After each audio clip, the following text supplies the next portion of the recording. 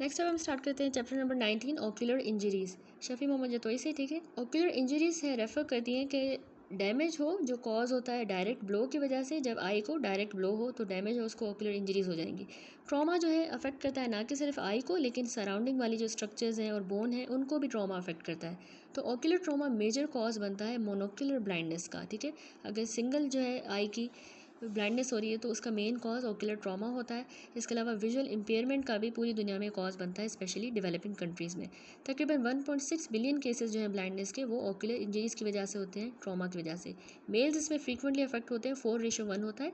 Injuries mild से लेकर severe हो सकती हैं और किसी भी एनाटॉमिकल स्ट्रक्चर ऑफ द आई को अफेक्ट कर सकती हैं। क्लासिफिकेशन की गई है मैकेनिकल इंजरीज़ में। एक तो आईलिड में ट्रॉमा हो सकता है, एक्स्ट्रा ऑक्यूलर फॉरेन बॉडीज़ को भी मैकेनिकल इंजरीज़ हो सकती है। कंट्यूजन इंजरीज़ होती हैं, ये भी मैकेनिकल की टाइप है। परफोरेटिंग इंजरीज़ या इंट्रा ऑक्यूलर कोई फॉरेन बॉडी अगर हो। नॉन मैकेनिकल इंजरीज़ में केमिकल होती हैं, केमिकल में acid burns, alkali burn. Thermal injuries भी होती हैं, ये भी हमारे पास नॉन मैकेनिकल है। Electrical injuries, radiational injuries, radiational में further UV radiation, infrared radiation, ionising radiation, ठीक है। सिंपल सी ये क्लासिफिकेशन है। तो अब क्लासिफिकेशन जो है मैकेनिकल इंजरीज़ की वो ब्रिंघम आई ट्रॉमा टर्मिनोलॉजी सिस्टम के थ्रू की गई है इनकी क्लासिफिकेशन, जिसमें सबसे पहले नंबर 1 होता है क्लोज्ड ग्लोब इंजरीज़, ठीक है, जिसमें without full thickness wound defect आ जाएगा corneo scleral coat of the eye के अंदर। कॉर्नियल स्क्लेरा कोट है ना पूरे आई के ऊपर, उसमें without full thickness wound defect आएगा। क्यों बनता है इसमें फुल थिकनेस का वुंड नहीं हो रहा? या तो कंट्यूजन हुई है ब्लंट ट्रॉमा की वजह से या लेमुलर लेसरेशन की वजह से। तो उसमें लेमुलर लेसरेशन में पार्शियल थिकनेस का वुंड होगा कॉर्निया या स्क्लेरा में, ठीक है। ये होगी क्लोज्ड ग्लोब इंजरीज़। दूसरी होती है ओपन ग्लोब इंजरीज़। इसमें अब क्या होता है, फुल थिकनेस का वुंड होगा या डिफेक्ट आ जाएगा कॉर्निया में भी, in the corneoscleral coat of the I.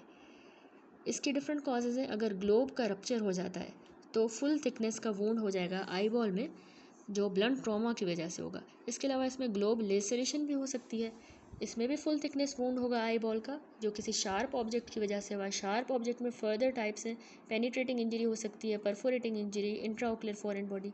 Penetrating में क्या होता है कि हमें प्रेजेंस मिलती है 1 full thickness wound of entrance की, वो पेनिट्रेट करता है, एक फुल थिकनेस का वुंड नज़र आएगा, यूजुअली किसी शार्प ऑब्जेक्ट से होता है।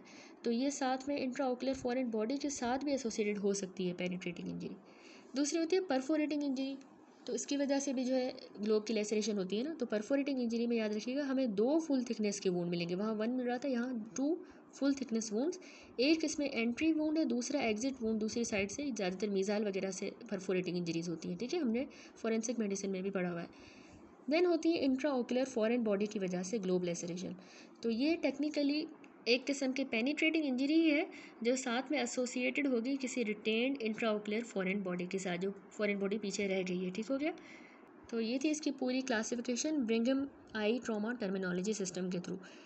मैकेनिकल इंजरीज़ होती हैं, एक होती हैं close globe injuries, open globe injuries. Close globe में कंट्यूजन या concussion, lamellar laceration, superficial foreign body. Open globe में लेसरेशन हो सकती है, रप्चर हो सकता है। लेसरेशन में penetrating injury, perforating injury, intraocular foreign body, ठीक है। ये एग्जाम्स में आ सकती है क्लासिफिकेशन। सबसे पहले है एक्स्ट्रा ऑकुलर फॉरेन बॉडीज़। देखिए हमारी जो एक्स्ट्रा ऑकुलर फॉरेन बॉडीज़ होती हैं बहुत कॉमन है इंडस्ट्रियल और एग्रीकल्चर वर्कर्स में, हमें आइज़ में जो है उनकी आइज़ में मिलती हैं। कॉर्नियल फॉरेन बॉडी होती है सबसे पहले कॉर्निया के अंदर, ये ज़्यादातर एम्बेडेड हुई होती है एपिथेलियम के अंदर, या फिर जो सुपरफिशियल स्ट्रोमा है उसके अंदर ये एम्बेडेड होंगी, और रेयरली डीप स्ट्रोमा में भी हो सकती हैं, ठीक है। यहाँ पे देखिए साथ में सीलरी कंजेशन भी हो रही है और फॉरेन बॉडी हमें कॉर्निया में नज़र आ रही है। अब डिफरेंट टाइप्स होती हैं इसकी। इंडस्ट्रियल वर्कर्स में क्या होता है कि आयरन के पार्टिकल्स स्पेशली लेथे या हैमर चिजल जो वर्कर्स होते हैं उनके अंदर, या एमरी और कोल वर्कर्स में हमें मिलती हैं ये फॉरेन बॉडीज़ कॉर्निया में। एग्रीकल्चर वर्कर्स में हस्क मिलता है पैडी का, या फिर इंसेक्ट्स जो हैं उनके विंग्स मिल सकते हैं कॉर्निया के अंदर। बाकी भी कुछ कॉमन फॉरेन बॉडीज पार्टिकल्स हमें मिलते हैं डस्ट के particles, steel, sand, glass, would, small insects, ठीक है। तो अब सिम्टम्स क्या होते हैं अगर कॉर्निया में फॉरेन बॉडी आ गई है, तो टिपिकली एक साइड पे ही होती है ज़्यादातर। सडन ऑनसेट की डिस्कम्फर्ट होगी, इरिटेशन करवाएगी, फॉरेन बॉडी सेंसेशन होगी, पेन होगा, प्रोफ्यूज वाटरिंग होगी आई से, ठीक है। पेन जो है माइल्ड या मॉडरेट हो सकता है। फोटोफोबिया होगा, देखिए आई की रेडनेस भी हो रही है। साइंस हमें क्या मिलेंगे, कि फॉरेन बॉडी जो है वो अडहेरेंट हुई हुई होगी, कॉर्नियल सरफेस के साथ चिपकी हुई होगी। रस्ट रिंग भी हमें मिल सकती है, जो मेटेलिक फॉरेन बॉडी होगी ना, जो इंडस्ट्रियल वर्कर हैं उनमें हमें एक रस्ट रिंग नज़र आ सकती है। कैरेक्टरिस्टिक ल्यूकोसाइट्स की भी इन्फिल्ट्रेशन हो जाएगी। टिपिकली हमें फॉरेन बॉडी जो है जहाँ पे कॉर्निया में एम्बेड हुई हुई है उसके अराउंड वो इन्फिल्ट्रेशन मिलेगी। ब्लेफारोस्पाज्म भी हो सकता है, आईलिड की जो है स्पाज्म, और सीलरी कंजेशन जो हमें विजिबल है फिगर में। डिफेक्टिव विजन होगा जब ये सेंट्रल पार्ट ऑफ कॉर्निया में अगर मौजूद होगी, तो विजन भी जो है डिफेक्टिव हो सकता है। इसमें हम क्या करते हैं, अब कॉर्नियल फॉरेन बॉडीज़ में ना लोकलाइजेशन करनी होती है फॉरेन बॉडीज़ की। लोकलाइजेशन के लिए एक तो अच्छी सोर्स ऑफ लाइट होनी चाहिए, मैग्नीफाइंग कोई ग्लास या लूप होना चाहिए।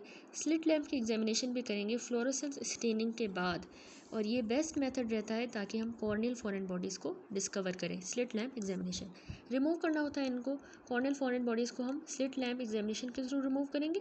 पहले टॉपिकल एनेस्थीसिया देंगे, ठीक है, हमने यहाँ पे देखे फिगर को देखें, टॉपिकली एनेस्थीसिया दिया पेशेंट को।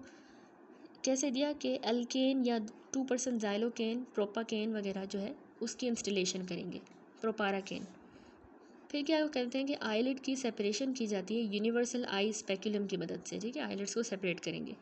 इरिगेशन करेंगे नॉर्मल सैलिन की वजह से, तो उससे जो है लूज लाइन वाली जो फॉरेन बॉडी होगी वो खुद ही वॉश आउट हो जाएगी इरिगेशन के थ्रू। फिर cotton tipped applicator superficial foreign body के लिए यूज़ किया जाएगा, जो जो कॉटन बड होती है ना, उस तरह का एप्लीकेटर। फॉरेन बॉडी स्पर्ड या हाइपोडर्मिक नीडल हम यूज़ करते हैं, जो सुपरफिशियली अगर एम्बेडेड है फॉरेन बॉडी तो हमने फॉरेन बॉडी स्पर्ड यूज़ करना है, या हाइपोडर्मिक नीडल। एंड नंबर 6 हम मैग्नेट यूज़ करते हैं, हैंड हेल्ड, हाथ से पकड़ना होता है एक मैग्नेट। जो डीप सीटेड वाली जो मेटेलिक फॉरेन बॉडी है कॉर्निया में डीपली हैं, तो उनके लिए मैग्नेट यूज़ करना होगा। ठीक हो गया। ट्रीटमेंट क्या है, आफ्टर हमने रिमूव कर ली फॉरेन बॉडी तो फिर एंटीबायोटिक ड्रॉप्स या ऑइंटमेंट दे देंगे, एंटीसेप्टिक ड्रेसिंग करनी है, और टॉपिकली साइक्लोप्लेजिक जैसे एट्रोपिन या होमो एट्रोपिन यूज़ किया जाएगा, क्योंकि इसमें पेन हो जाता है, क्योंकि कॉर्निया की अल्सरेशन हो जाती है, ठीक है, तो साइक्लोप्लेजिक देना होगा पेन को सही करने के लिए। अब कॉम्प्लिकेशन क्या हो सकती है, कॉर्निया में जो है इन्फेक्शन भी हो सकता है, जो इन्फेक्शन आगे जाके अल्सरेशन करवा देगा। दूसरा कंजक्ट आ जाता है कॉर्निया के बाद, number 2 topic which is the conjunctival foreign body. अच्छा, तो ये चैप्टर देखें बहुत ज़्यादा इंटरेस्टिंग है, ठीक है, क्योंकि डेली लाइफ में जो है फॉरेन बॉडीज़ हमें मिलती हैं, तो उनका जो है ट्रीटमेंट वगैरह सब गिवन है, साइन सिम्टम्स, तो बहुत इंटरेस्टिंग चैप्टर है, ठीक है। कंजक्टाइवल फॉरेन बॉडीज़ जो है वो लॉज कर जाती हैं सल्कस टार्सिलिस में, फॉर्निसिस में भी कर सकती हैं, या जो बल्बर कंजक्टाइवा होती है। यहाँ पे फिगर देखें, दिखाया गया है कंजक्टाइवा में फॉरेन बॉडी है, जो कि फॉरेन बॉडी सल्कस के अंदर मौजूद है, ठीक हो गया, आईलिड को ऊपर किया गया है।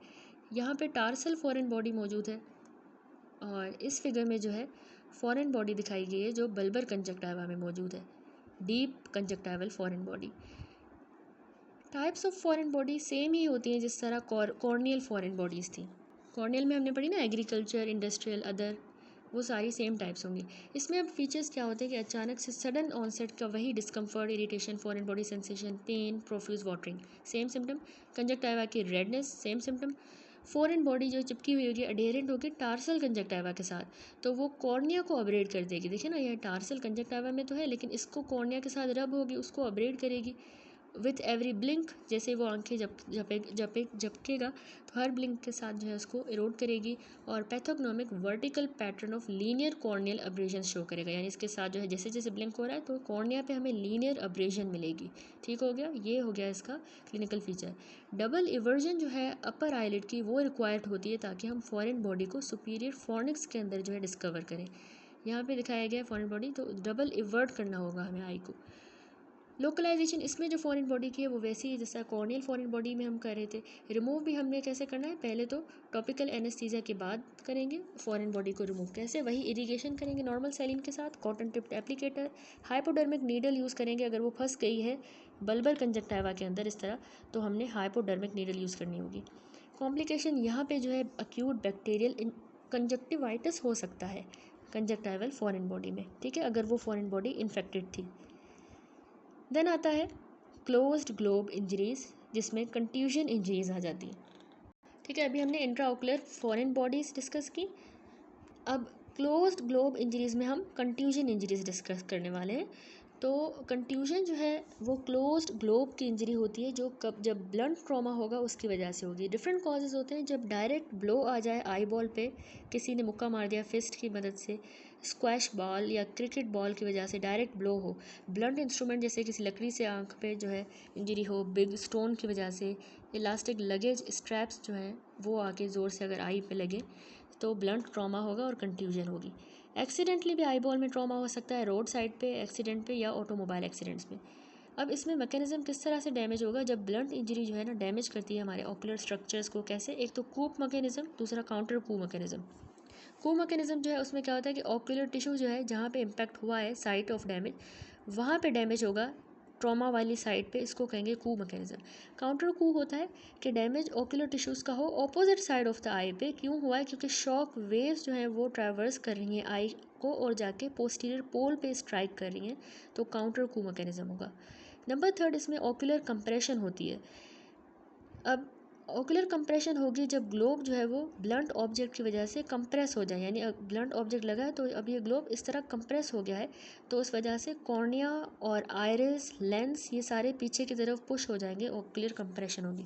Number four, rebound compression wave force. अब यानी एक बार कंप्रेशन हो गई तो उसके बाद ये ग्लोब जो है ना वापस से इस तरह से रीबाउंड करेगा अपनी नॉर्मल शेप की तरफ, लेकिन ओवर शूट कर जाएगा और बहुत ज़्यादा ओवर स्ट्रेच हो जाएगा beyond the normal globe shape, उससे ज़्यादा। और इस ओवर स्ट्रेचिंग की वजह से जो ओकुलर स्ट्रक्चर्स हैं वो डैमेज हो जाएंगे इन द पोस्टीरियर सेगमेंट। ठीक है, पोस्टीरियर सेगमेंट में वो ज़्यादा डैमेज हो, क्योंकि इस एक किस्म का खिंचाव जो है महसूस होगा, तो वो पीछे वाले स्ट्रक्चर्स ज़्यादा जो है डैमेज होंगे। इसको क्या है? Rebound compression wave force. ठीक हो गया। अब कौन सी होती है कंट्यूजन इंजरीज आईज़ की? सबसे पहले एडनेक्सा की होती है, जिसमें हमने नंबर वन है आईलिड ट्रॉमा। आईलिड की जो इंजरीज होती हैं उनमें इकाइमोसिस और हेमाटोमा जो है आईलिड्स का हो जाएगा। ठीक है, ट्रॉमेटिक ब्लैक आई इसको कहते हैं। ये देखिए फिगर में आईलिड की इकाइमोसिस हो गई है आईलिड की। ठीक है, और यहाँ पे भी फिगर में आईलिड का हेमाटोमा दिखाया गया है, साथ में पेशेंट को मैकेनिकल टोसिस भी हो रही है, dropping of the upper eyelid. ठीक हो गया। ट्रीटमेंट है कि इसको हमने कोल्ड कंप्रेशन देनी होती है पेशेंट को 24 घंटों तक, पहले 24 घंटे, फिर जो है 24 घंटों के बाद याद रखिएगा फिर हॉट कंप्रेशन देनी होती है, ताकि अब्जॉर्प्शन जो है उसमें हेल्प हो। दूसरी होती है लिड लेसरेशन। आईलिड ट्रॉमा पढ़ रहे हैं ना, आईलिड ट्रॉमा में हमने पहले इकाइमोसिस देखा, दूसरा लिड लेसरेशन भी हो सकती है। तो यहाँ फिगर में देखें, इसमें क्या होता है? सुपरफिशियल लेसरेशन हो सकती है, लिड मार्जिन की लेसरेशन हो सकती है आईलिड के, या लेसरेशन एक्सटेंसिव टिश्यू लॉस के साथ। यहाँ पे जो दिखाया गया है लेसरेशन एक्सटेंसिव टिश्यू लॉस के साथ दिखाई गई है। इसके अलावा कैनालिक्यूलर लेसरेशन भी होती है। ट्रीटमेंट है ये हम सर्जिकली रिपेयर करेंगे। ठीक हो गया। थर्ड होता है आईलिड में ट्रॉमेटिक टोसिस। ट्रॉमेटिक टोसिस होता है जब कोई मैकेनिकली ब्लड या इडीमा की वजह से टोसिस हो। ठीक हो गया, तो वो उसको ड्रॉपिंग ऑफ आईलिड करवा देगा। या एपोन्यूरोसिस की जो है हमारे लिवेटेड मसल की, जो आईलिड का मसल है उसकी डिसइंसर्शन हो जाए, या उसकी नर्व सप्लाई उसकी जो है डिसइंसर्शन हो, तो ट्रॉमेटिक टोसिस होगा ट्रॉमा की वजह से। ट्रीटमेंट है कि हमने मैकेनिकल टोसिस में कंजर्वेटिव ट्रीटमेंट देना है, और जो एपोन्यूरोसिस की डिसइंसर्शन हुई है उसको हम सूचरिंग कर देंगे लिवेटर के टेंडन की, किसके साथ? अपर मार्जिन ऑफ टार्सिस के साथ उसको लगा देंगे, ताकि टोसिस सही हो जाए। आईलिड के बाद कंजक्टाइवा की बात करें, कंट्यूजन अगर कंजक्टाइवा में होती है तो उसमें सबसे पहला होता है सब कंजक्टाइवल हेमरेज। यहाँ पे देखिए कंजक्टाइवल हेमरेज दिखाया गया, ये असल में ब्लीडिंग है जो कि कंजक्टाइवा के नीचे हो रही है, बीनीथ द कंजक्टाइवा। ये हमें एक ब्राइट रेड कलर के पैच की तरह नज़र आएगा कंजक्टाइवल टिश्यू, जो डिस्टिंक्ट होगा या फेदर्ड बॉर्डर के साथ। देखिए फेदर्ड से बॉर्डर है इसके, डिस्टिंक्ट बॉर्डर होंगे, तो हमें पता लगेगा कि ये कंजक्टाइवल हेमरेज है। अगर ये सिवियर है तो कंजक्टिवा जो है वो एलिवेट भी हो सकती है, यानी ऊपर की तरफ ऐसे आ जाएगी बहुत ज़्यादा अगर नीचे ब्लड है, और प्रोलैप्स भी कर सकती है through the palpebral fissure. Treatment है ये खुद ही 1 से 2 हफ्तों के अंदर जो है ये कंजक्टाइवल हेमरेज रिजॉल्व कर जाती है। इसमें हमने बस लुब्रिकेटिंग आई ड्रॉप्स देने होते हैं। फिर होता है एंटीरियर सेगमेंट में कंट्यूजन। अब एंटीरियर सेगमेंट में अगर कंट्यूजन हुई है तो उसमें सबसे पहले है कॉर्निया। कॉर्निया में क्या होता है? अब्रेजन। कॉर्निया की अब्रेजन क्यों हो रही है? क्योंकि वहाँ पे एपिथेलियम का सुपरफिशियल लॉस हो गया है। स्मॉल जो अब्रेजन्स होती हैं वो खुद ही हील कर जाएंगे स्पॉन्टेनियसली। यहाँ पे देखिए कॉर्नियल अब्रेजन दिखाया गया फ्लोरोसेंस की मदद से। बड़ी वाली जो लार्जर अब्रेजन्स होती हैं उनको हमें माइल्ड साइक्लोप्लेजिक्स देने होते हैं, और पैड बैंडेजिंग करेंगे हम 24 घंटों तक। अक्यूट अगर कॉर्नियल इडीमा हो गया है due to the dysfunction of the corneal endothelium, वो डिसफंक्शनल हो गई है और साथ में फिर अडीमा हो गया है, कॉर्नियल एडीमा, तो वो भी स्पॉन्टेनियसली क्लियर कर जाता है। डेसिमेंट मेम्ब्रेन के अंदर ब्रेक जो है ज़्यादातर हमें वर्टिकल मिलेंगे, ठीक है, कॉर्निया में। यहाँ पे फिगर देखिए 19.9 में यहाँ पे ब्रेक्स आ गए हैं डेसिमेंट मेम्ब्रेन में। ये लाइंस जो है यहाँ पे थोड़ी सी ब्लर है, लेकिन ये लाइंस डेसिमेंट मेम्ब्रेन के ब्रेक हैं जो हमें कॉर्निया में मिलते हैं कंट्यूजन के केस में, ठीक है। इसको हम टॉपिकली स्टेरॉइड्स दे के ट्रीट करेंगे और हाइपोटोनिक सैलिन ड्रॉप्स देंगे इन ब्रेक्स के लिए। लैमिलर कॉर्नियल लेसरेशन भी होती है, उसको हम बैंडेज, कॉन्टैक्ट लेंस के थ्रू और टॉपिकल एंटीबायोटिक्स के थ्रू ट्रीट करेंगे। एट नेक्स्ट में देन आता है हमारे पास आयरिस। आयरिस में जो है याद रखिएगा कि ट्रांजिएंट मियोसिस होती है। क्यों आयरिस में ट्रांजिएंट मियोसिस हो रही है ट्रॉमा में, कंट्यूजन में, कि जो प्रोस्टाग्लैंडिन है वो आयरिस से रिलीज़ होगा। क्यों प्रोस्टाग्लैंडिन आयरिस से रिलीज़ हुआ है? मैकेनिकल कंप्रेशन ऑफ आयरिस की वजह से, जो अगेंस्ट हमारे एंटीरियर सरफेस ऑफ लेंस के साथ आयरिस कंप्रेस हो रहा है मैकेनिकली, ठीक है। तो ये एविडेंस होता है by pigment deposition on the lens, यानी हमें वॉसियस रिंग मिलती है। ये फिगर देखें, वॉसियस रिंग दिखाई गई है जो कि एक पिगमेंट की ही डिपोजिशन है लेंस के ऊपर। इससे हमें पता चल रहा है कि आयरिस ने जो है प्रोस्टाग्लैंडिन्स को रिलीज़ किया है, ठीक हो गया, वॉसियस रिंग के थ्रू। दूसरा ट्रॉमेटिक, तो इसलिए फिर आयरिस ने वो रिलीज़ किया प्रोस्टाग्लैंडिन, तो मियोसिस होगी। नंबर 2 ट्रॉमेटिक माइड्रियासिस भी होती है जिसको हम आयरिडोप्लेजिया कहते हैं। अब देखिए जो स्फिंक्टर प्यूपिलरी मसल होता है इसमें वो डैमेज हो जाता है कंट्यूजन की वजह से, तो उस वजह से ट्रॉमेटिक मिड्रियासिस हो रहा है। ये ऑफन परमानेंट होता है और प्यूपिल जो है स्लगिशली रिएक्ट करेगा या बिल्कुल भी रिएक्ट नहीं करेगा, दोनों लाइट को भी और अकोमोडेशन को, ठीक है, इस ट्रॉमेटिक मिड्रियासिस में। इसके अलावा आयरिस में क्या होता है? आयरिडोडायलाइसिस। आयरिडोडायलाइसिस असल में होता क्या है? ये एक किस्म की डेहिसेंस होती है आयरिस की from the ciliary body at its root, यानी वो उसकी जो है रूट जो है जहाँ पे ये अटैच हुआ होता है सीलरी बॉडी से, वहाँ से डिसइंसर्ट हो गया, डेहिसेंस हो गई, लूज़ हो गया, तो उसको आयरिडोडायलाइसिस कहते हैं। एसिम्प्टोमेटिक ही होता है जब ये कवर्ड हुआ हो बाय द आईलिड, और सिम्प्टोमेटिक होगा जब ये डिप्लोपिया करवाएगा, ठीक है, और जब expose to the palpebral fissure area. यहाँ पे फिगर देखें 19.11 में ये दिखाया गया है कि आयरिस की जो है सीलरी बॉडी से डेहिसेंस हो गई है, ठीक है, लूज़ हो गया, निकल आ गया, ये सीलरी बॉडी है। तो वैसे तो ये एसिम्प्टोमेटिक ही रहता है अगर आई जो है वो क्लोज्ड हो, लेकिन जब ये डिप्लोपिया करवाएगा तो ये सिम्प्टोमेटिक हो जाएगा, जब पैल्पेब्रल फिशर एरिया में एक्सपोज होगा तो डिप्लोपिया होगा। देन ट्रॉमेटिक यूवीआइटिस भी होता है आयरिस में, ट्रॉमा की वजह से ट्रॉमेटिक यूवीआइटिस। अब आई को ट्रॉमा हुआ है तो उससे इंजरी भी हो जाएगी और डेथ हो जाएगी सेल्स की। नेक्रोटिक जो प्रोडक्ट्स होंगे ना फिर वो जाके इन्फ्लामेटरी रिएक्शन स्टिमुलेट करेंगे, पेन के साथ प्रेजेंट करेंगे, फोटोफोबिया और टीयरिंग। देन है एन आयराइडिया। एन आयराइडिया क्या होता है? 360 डिग्री की आयरिडोडायलाइसिस को कहते हैं। कंप्लीट टॉर्न आयरिस जो है उसको एन आयराइडिया कहेंगे, बिल्कुल ही वो निकल आया है पूरा का पूरा सीलरी बॉडी से। 360 डिग्री की आयरिडोडायलाइसिस रेयर कंडीशन है। थर्ड आता है एडनेक्सा में हमारे पास सीलरी बॉडी। इसमें जो है कंट्यूजन की अगर हम बात करें, सीलरी बॉडी को अगर ट्रॉमा हुआ तो इसमें हाइपोटोनी होती है जिसको हम कहते हैं सीलरी शॉक। सीलरी बॉडी जो है वो रिएक्ट करेगी सीवियर ब्लंट ट्रॉमा को। कैसे? कि उसमें ना टेम्परेरी सेसेशन हो जाएगी एक्वस सिक्रीशन की, थोड़े टाइम के लिए टेम्परेरी वो सिक्रीट नहीं करेगा एक्वस सिक्रीशन जब भी ब्लंट ट्रॉमा होगा, इसको हम कहते हैं हाइपोटोनी, ठीक है, सीलरी शॉक कहते हैं। दूसरा जो है एंगल रिसेशन भी हो सकती है। उसमें क्या होता है, जो लॉन्गिट्यूडिनल टीयर्स होते हैं in the face of ciliary body वो स्प्लिट कर जाएंगे circular from the radial fibres, यानी अब जो सीलरी बॉडी है उसको ट्रॉमा हुआ है तो उसमें लॉन्गिट्यूडिनल टीयर्स आ गए हैं, उन्होंने सर्कुलर फाइबर्स को रेडियल फाइबर से सेपरेट कर दिया है, जिसके नतीजे में एंगल रिसेशन हो जाएगी, ठीक हो गया, इसको कह रहे हैं एंगल रिसेशन। ये साथ में हाइफीमा के साथ भी एसोसिएटेड हो सकता है, यानी एंटीरियर चैम्बर में जो है ब्लड के साथ एक्यूमुलेट कर जाएगा, और इसमें जो है एंगल रिसेशन डेवलप करती है ग्लोकोमा के अंदर जब टीयरिंग मोर देन 50% हो, यानी ट्रॉमा की वजह से एंगल रिसेशन हुई, वो आगे जाके एंगल रिसेशन ग्लोकोमा करवा सकती है अगर वो टीयरिंग जो है मोर देन 50% हो। देन है उसके बाद साइक्लोडायलिसिस। साइक्लोडायलिसिस क्लेफ्ट, ये क्या होता है? ये सीलरी बॉडी की सेपरेशन हो जाती है स्क्लेरल स्पर के साथ। हमने देखा एनाटॉमिकली स्क्लेरल स्पर मौजूद होता है, फिर सीलरी बॉडी होती है तो उसके साथ अटैच होता है, वहाँ से वो सेपरेट हो गया है, तो एक डायरेक्ट कनेक्शन बन जाएगा एंटीरियर चैम्बर के दरमियान और जो हमारी सुप्रा कोरोनल स्पेस है, इसको हम कहते हैं साइक्लोडायलिसिस क्लेफ्ट। ये ट्रॉमा की वजह से होता है। देन फोर्थ है हमारे पास एंटीरियर चैम्बर। एंटीरियर चैम्बर में कंट्यूजन हुई है तो उसमें हाइफीमिया बहुत कॉमन है। ब्लड यानी हेमरेज एंटीरियर चैम्बर में आ जाए उसको हाइफीमिया कहते हैं। यहाँ फिगर देखिए, ये एंटीरियर चैम्बर है जिसमें ये ब्लड एक्यूमुलेट हो गया, हाइफीमा। सोर्स ऑफ ब्लीडिंग कहाँ से हो रही है? एक तो ये जो सीलरी बॉडी का एंटीरियर सरफेस होता है ना, 90% केस में ये हाइफीमा की वजह वही होती है, वहाँ से ब्लीडिंग होगी। इसके अलावा आयरिस की ब्लड वेसल्स भी रप्चर कर सकती हैं। तो इसको जो है डिटेल में 354 पेज पे ज़्यादा डिटेल में डिस्क्राइब किया गया है हाइफीमा को, जो हम आगे चैप्टर में पढ़ेंगे, ठीक है। देन आता है लेंस में अगर कंफ्यूजन हो तो कैटरेक्ट फॉर्मेशन हो सकती है जब भी लेंस के कैप्सूल को डायरेक्ट डैमेज हो, याद रखिएगा। ये देखिए कैटरेक्ट हो गया है। नंबर 2 सब कैप्सूलर कैटरेक्ट भी हो सकता है, जो कैरेक्टरिस्टिक फीचर होता है कंट्यूजन का, ठीक है, कंट्यूजन कैटरेक्ट का।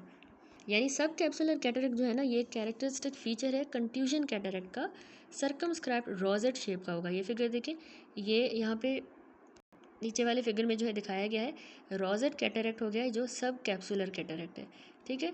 इसमें सर्कमस्क्राइब्ड रोजेट शेप का सब कैप्सुलर ओपेसिफिकेशन हो जाएगी कॉर्टिकल लेंस फाइबर्स की, जो कि एंटीरियर सब कैप्सुलर या पोस्टीरियर वाले सब कैप्सुलर रीजन में होगी। नंबर 3 होता है सबलक्सेशन ऑफ लेंस। लेंस की सबलक्सेशन क्यों होती है? जब पार्शियल रप्चर हो जाए जोन्यूल्स का, जब भी उसको जो सस्पेंड करके रखते हैं जोन्यूल्स वो रप्चर हो जाएंगे पार्शियली, तो लेंस सबलक्सेट हो जाएगा या डिसलोकेट कह सकते हैं, हो जाएगा। डिफेक्टिव विजन होगा क्योंकि उसमें एस्टिग्मेटिज्म हो रहा है, और अकोमोडेशन भी कम हो जाएगी। यूनिलेटरली डिप्लोपिया भी प्रेजेंट हो सकता है, ठीक है, ट्रॉमा की वजह से हो रहा है। देन ट्रॉमा की वजह से डिसलोकेशन लेंस की जो है हो सकती है कंप्लीट रप्चर की वजह से भी, जब जोनल्स कंप्लीटली रप्चर हो। तो अब इसमें क्या होता है कि लेंस जो है ना वो विट्रस के अंदर पीछे गिर जाएगा, फॉल कर जाएगा, या रेयरली वो एंटीरियर चैम्बर में भी डिसलोकेट हो सकता है। यहाँ पे देखिए डिसलोकेटेड लेंस दिखाया गया है। नंबर 5 ट्रॉमा की वजह से होता है फैको एंटीजेनिक यूवीआइटिस, ठीक है, सारी लेंस की कॉम्प्लिकेशन पड़ रहे हैं ना। तो अब डेहिसेंस हो गई है, वो रप्चर हो गया है, डिसलोकेट हो गया है लेंस का कैप्सूल अगर, तो नेचुरल जो लेंस के प्रोटीन्स होते हैं वो वहाँ से रिलीज़ हो जाएंगे सिस्टेमिक हमारी सर्कुलेशन के अंदर, तो उससे फिर एंटीबॉडी फॉर्मेशन होगी। एंटीजन एंटीबॉडी रिएक्शन जो है सरफेस ऑफ द लेंस पे भी होता है, आयरिस पे और सीलरी बॉडी पे। देन है नंबर 6 फैकोलाइटिक ग्लोकोमा। ये क्यों होगा ट्रॉमा में? जब भी ट्रेबिकुलर मेशवर्क ब्लॉक होगा लेंस के पार्टिकल्स की वजह से और मैक्रोफेजेस की वजह से, तो फैकोलाइटिक ग्लोकोमा होगा, क्योंकि लेंस रिलेटेड है। वॉसियस रिंग हमने पहले भी डिस्कस की, ये पिगमेंट्स की ही एक रिंग होती है जो कि हमारे एंटीरियर कैप्सूल के ऊपर बनेगी। क्यों बन रही है? क्योंकि प्यूपिल जो है वो पीछे लेंस के ऊपर कंप्रेशन कर रहा है, तो वहाँ प्रोस्टाग्लैंडिन वगैरह रिलीज होते हैं और वॉसियस रिंग बनती है, पिगमेंट्स की रिंग, ठीक है। प्यूपिल लेंस के ऊपर कंप्रेस कर रहा है इस वजह से। अब पोस्टीरियर सेगमेंट पे अगर कंफ्यूजन होती है तो हमें क्या मिलता है? जो पोस्टीरियर सेगमेंट की इंजरीज होती है वो असल में काउंटर कू मैकेनिज्म के थ्रू होती है, ठीक है। जो इम्पैक्ट यहाँ पे है लेकिन इंजरी पोस्टीरियर पोल पे हो रही है, इसको काउंटर कू कह रहे हैं। तो अब इसमें सबसे पहले विट्रस में एक तो हेमरेज हो जाती है, पोस्टीरियर विट्रस डिटैचमेंट हो सकती है, ओपेसिटीज़ वहाँ पे फ्लोटर्स भी बन सकते हैं, ठीक है, क्लम्पिंग ऑफ द प्रोटीन्स, और इसके अलावा एवल्जन भी हो सकती है विट्रस बेस की, जिसकी वजह से रेटाइना की डिसइंसर्शन हो जाएगी। रेटाइना पे क्या होता है? कोमोशियो रेटाइना, इसको बर्लिन्स इडीमा भी कहते हैं।